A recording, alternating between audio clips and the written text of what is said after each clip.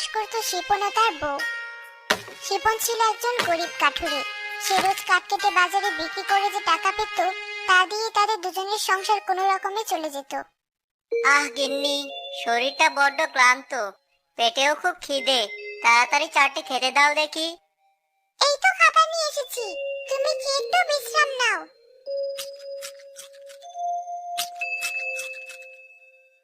গিন্নি, সামান্য এই কাঠ বিক্রি করে দুজনে কোনো রকমে দুটো খেতে পারি, তোমাকে একটু একটু মাছ মাংসের মুখও চোখে দেখাতে পারি না, খুব আফসোস হয়। এত চিন্তা করো না, এমনও দিন আসতে পারে সৃষ্টিকর্তা আমাদের সব স্বপ্ন আশা একদিনে পূরণ করতে পারে। সে তো পারে, তিনি চাইলে তো অনেক কিছুই করতে পারেন। এই অনেক কিছুর ভেতরে যদি সৃষ্টিকর্তা আমাদের একটা সন্তান দান করতো, তাহলে সব থেকে সুখী হতাম। আমারও তো আফসোস হয়, বিয়ের এতটা বছর কেটে গেল। আচ্ছা গিন্নি, তুমি তো বাড়িতে একা একা থাকো, বাড়িতে যদি কিছু মুরগি পালতে, এতে তোমার আর একা একা লাগতো না, আবার আমাদেরও অর্থের দিক থেকে কিছুটা উপকার হতো। তা কথা মন্দ বলনি, তাহলে কাল কাঠ বিক্রি করে কোনো বাজার করতে হবে না, সে টাকা দিয়ে তুমি বরং কয়টা মুরগি কিনে এনো। আচ্ছা বেশ, তাই হবে। প্রতিদিনের মতো শিপন জঙ্গল থেকে কাঠ কেটে বিক্রি করে যে কয় টাকা পেল তাই দিয়ে বেশ কয়েকটা মুরগি কিনে আনলো। গিন্নি দেখো, তোমার জন্য মুরগি কিনে এনেছি। সত্যি তুমি মুরগি এনেছো?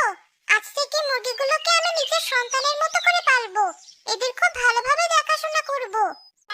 শিমু মুরগিগুলোর খুব যত্ন করত। দেখতে দেখতে মুরগিগুলো বেশ বড় হয়ে ডিম দেওয়া শুরু করলো।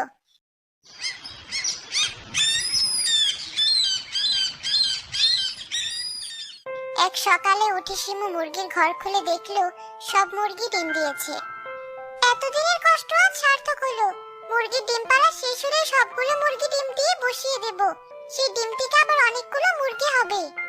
কি হলো গিন্নি, মুরগি কি তোমার ভাষা বোঝে? সেই কখন থেকে দেখছি মুরগির সাথে কথা বলছো। কথা বলছি কি আর সাথে, আজ সবগুলো মুরগি ডিম দিয়েছে। তাই বুঝি, তাহলে তো আমার বউটার মুরগি চাষ সার্থক হলো। ভেবেছি সবগুলো মুরগি ডিম দিয়ে বসিয়ে দেব, তাহলে আমাদের আরো অনেক মুরগি হবে। এভাবে আমি বাড়ি বসে অনেক মুরগি চাষ করতে পারবো, আর আমাদের সমস্ত অভাবও পূরণ হবে। হ্যাঁ, খুব ভালো বুদ্ধি। তাহলে আর ডিম বিক্রি করবো না, ডিমগুলো যত্ন করে তুলে রাখো। আমি এখন জঙ্গলে গেলাম, আজ একটু বেশি দেরি হয়ে গেল। শিপন তার কোঠার নিয়ে জঙ্গলে গেল কাঠ কাটতে।